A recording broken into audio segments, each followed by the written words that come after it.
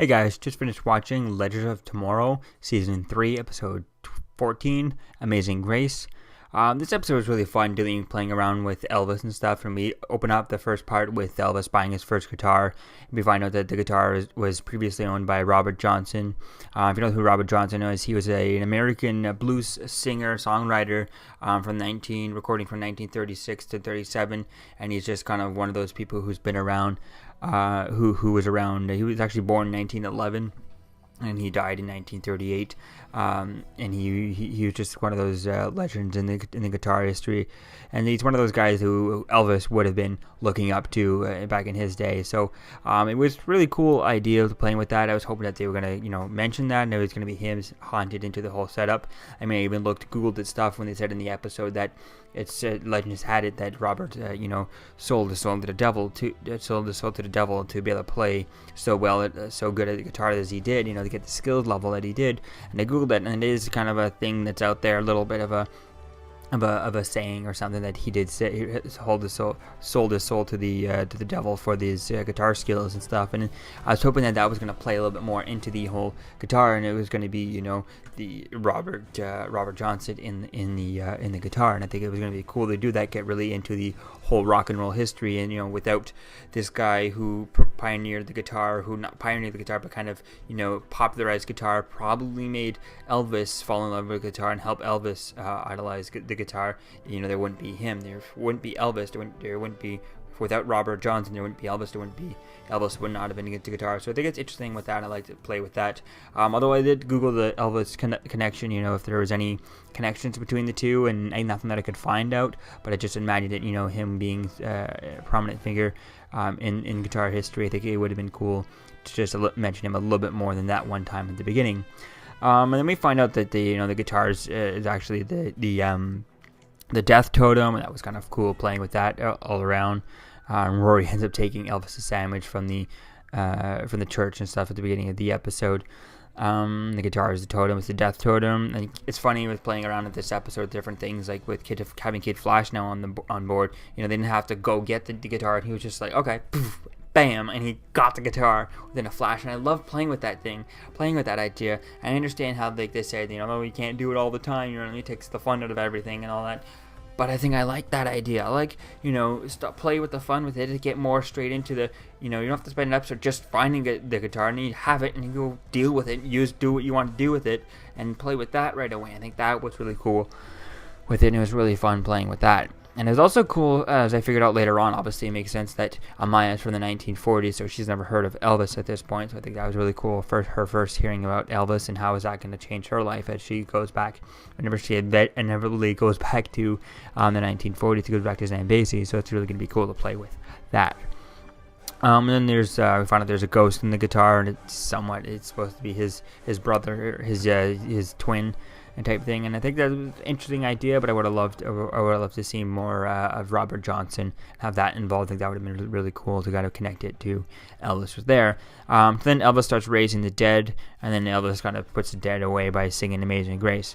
And that's what kind of bothered me about this episode, is his Amazing Grace was good and the singing was good. He was clearly not the actor that was portraying him visually on the screen. It was someone else, either they sounded a lot like Elvis, but I'm not too sure that it was Elvis, if they got the rights to his voice, or they just got someone who sounds like him to do the voice, because there are lots of people out there who sound just like Elvis, so or at least can do a good enough impression for this show. And it sounded pretty close. It was really good if it was an impersonator, so we'll have to wait and see if that comes up. But it would have been cool to see if they got at least one of the songs, playing clips of one of the songs or something, even ending the songs and just hearing it faded out, one of like Jailhouse Rock or something like that. I think it was fun with them in the prison dealing with that, and almost coming up with a song, in jailhouse this, jailhouse that, jail this, jail that.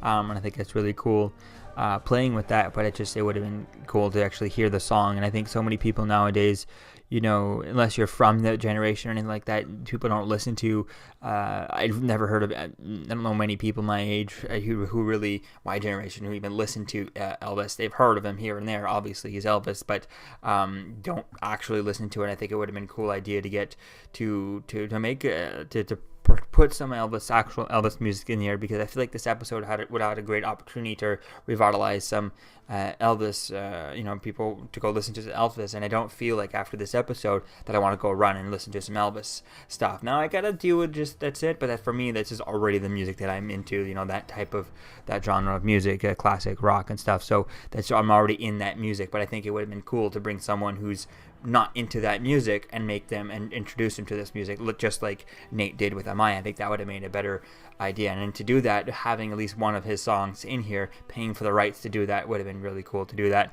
But then at the end of the day, I guess it's better, do you pay a ton of money for an Elvis song just for one episode to get the rights for that, or do you put it into special effects and the visual effects and all that stuff that's going on in maybe next week's episode when we get Constantine back, or the season final, or cameos, things like that. So I guess it's, you choose some, you win some, you lose some.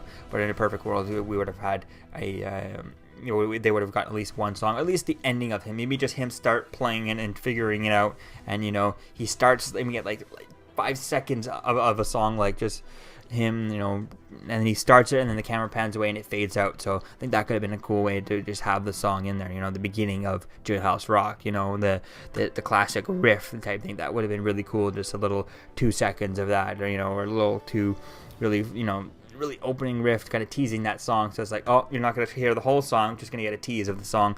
I think that would have been fun to see that here, especially the ending. As you leave away, he's just learning the Jailhouse Rock. Would have been a really cool one for him to play with. So that was disappointing there, not getting in some of that music, but otherwise it was kind of an interesting episode, and it's going to be fun to see Constantine jump in for the next episode, and hopefully we can build up to Constantine becoming a permanent member, because like I said, having Constantine and Kid Flash now could be really raise the stakes up for this, and having Constantine around could be really cool to play with this.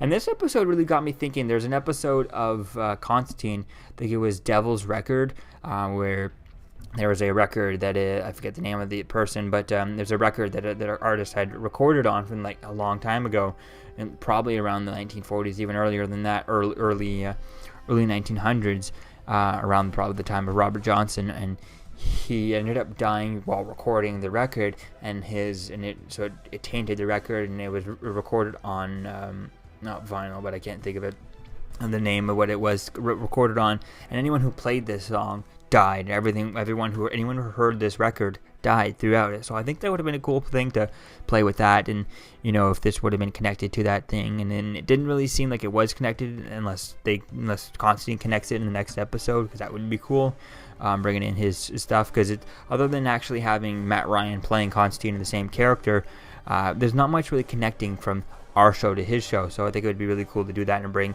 those episodes of his show, saying that yes, those episodes of his show are in continuity in here. And that would be something that would be cool to ask and find out, from the writers and producers type thing. Are those 13 episodes of the Constantine show in continuity? I mean, it is the same character, but it's unclear if those things are connecting and happening in here. Does that cameo of that Dr. Fate helmet and the head of Swamp Thing in the first episode of the Constantine show and the Constantine pilot, do those things exist in this universe now, because of that show, because he's here? So I think it would be cool to see that, and I'd love to get some answers to that, to seeing if whether or not those shows are connected, and where, I forget where is that disc, that vinyl. I imagine it's in Constantine's house that he had in his show, which would be a cool thing for them to visit, especially if they could keep him on as a recurring character. I think it'd be really cool, even if he's not a full-time recurring character, maybe kind of like Jay Garrick over on Flash, where he's on pretty regularly, but not really every episode. I think it'd be quite interesting, quite fun to see that, to have Constantine on as a pretty regular character to joining the ship. I think it'd be quite fun to see that. Every now and then he goes off to do his own thing, but he's on like maybe 60% of the episodes type thing. I think it'd be really cool, like every third episode you have Constantine. I think that would be quite fun for in the next season, and bringing up the stakes now that you have even more higher powered. You have the Speedster and you have Constantine, and those two would bring up the power level of the team up a notch way higher, and it would be really cool to do that. And you can make up some more stuff and bringing the stakes more higher with more powers and more special effects. It would be quite cool to see that. So all in all, it's really cool. I definitely can't wait to see how they play with this. But also hopefully with the kind of whole Kid Flash, having him on board, they don't kind of slow him down. Like, yeah, I know, you can do this in 10 seconds, you'd be done. Within a second. It would be cool to see different things as to, not always saying to Kid Flash, no, we're going to do this slow just because we want to, just because, I'd like to see more reasons behind that. And it's okay to do that every now and then because it makes sense that they can't just have him fix everything, and there would be no need for the team. He can just do everything himself. But, just not too often to kind of just let's slow it down just for no reason type thing. Also, I was wondering, does Kid Flash have the Flash time powers that Barry's had in actually last episode of The Flash that he did the whole time? Because when he's playing the video games, how is he able to move? His fingers are able to move, but the controller is not able to send electricity at the speed that he's moving. So how does that make sense? I think it would be cool. I mean, if he's touching it just like Barry's able to go at this Flash time, then it's coming into Flash time with him, and he's able to move as fast as he can. Or he's able to move more faster than he can. He probably plays it at the same time. He played all video games at the same time as things are going on. So that would be cool. An explanation to that is how Kid Flash is able to play the video game since he's moving faster than the screen is moving.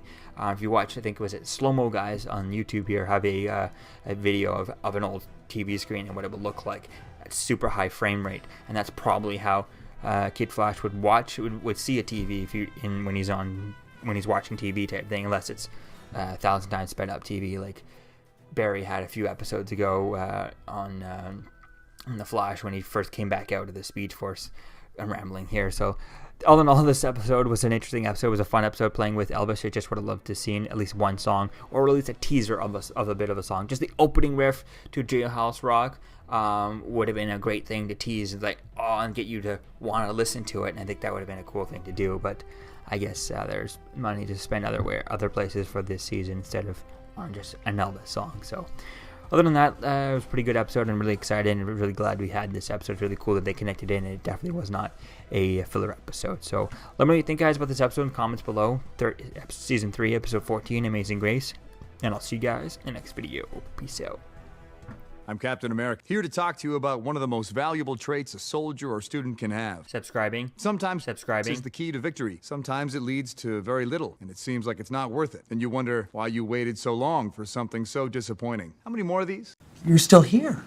Don't forget to like, comment, and subscribe, guys. Peace. It's over.